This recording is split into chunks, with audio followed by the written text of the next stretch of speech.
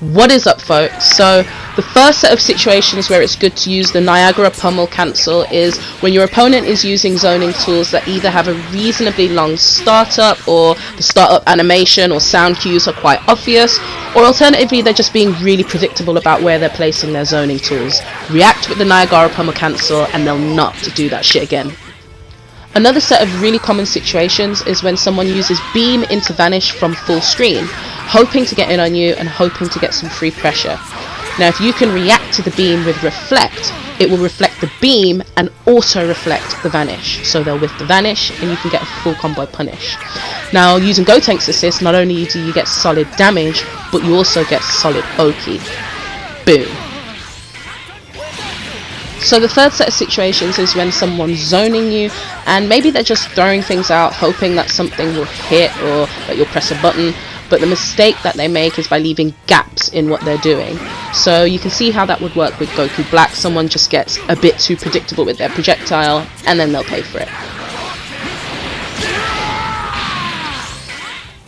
Alright, so let's talk about post-vanish situations.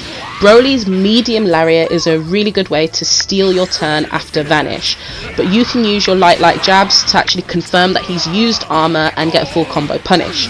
Be careful if he uses the light lariat though, because you can't confirm off of that, you have to make a read. And here's an example of what you can do when your opponent vanishes.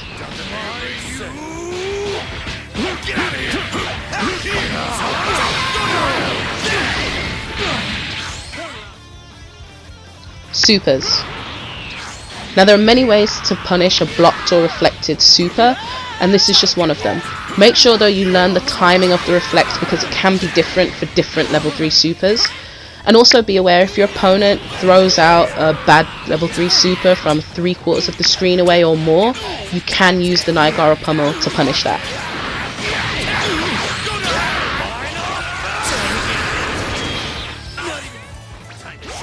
For level 3 supers like Krillin's that has a big gap in it, if you block it, you can actually NIAGARA Pummel Cancel through that gap and get a full combo punish. Boom.